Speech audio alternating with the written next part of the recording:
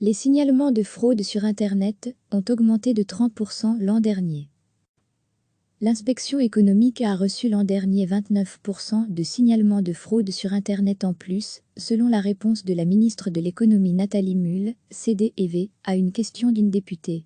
Le point de contact du SPF Économie a reçu 9142 signalements pour une fraude de ce type en 2019, contre 7082 l'année précédente, plus 29%. L'augmentation concerne principalement les particuliers. Les plaintes les plus courantes sont des pratiques frauduleuses, de la publicité non souhaitée, des biens ou services non livrés ou prestés, des atteintes à la protection des données ou des livraisons non désirées.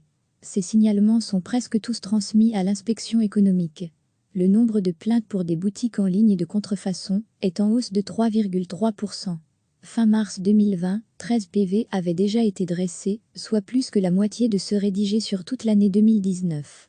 Depuis 2015, 8858 boutiques en ligne frauduleuses ont été fermées par l'inspection économique et la douane. L'inspection économique a reçu l'an dernier 29% de signalements de fraude sur Internet en plus, selon la réponse de la ministre de l'économie Nathalie Mühl, CDEV, à une question d'une députée. Le point de contact du SPF Économie a reçu 9142 signalements pour une fraude de ce type en 2019, contre 7082 l'année précédente, plus 29%. L'augmentation concerne principalement les particuliers.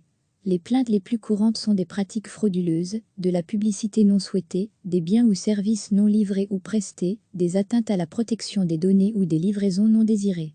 Ces signalements sont presque tous transmis à l'inspection économique. Le nombre de plaintes pour des boutiques en ligne de contrefaçon est en hausse de 3,3%. Fin mars 2020, 13 PV avaient déjà été dressés, soit plus que la moitié de ceux rédigés sur toute l'année 2019. Depuis 2015, 8858 boutiques en ligne frauduleuses ont été fermées par l'inspection économique et la douane. Cliquez sur s'abonner pour recevoir les dernières nouvelles.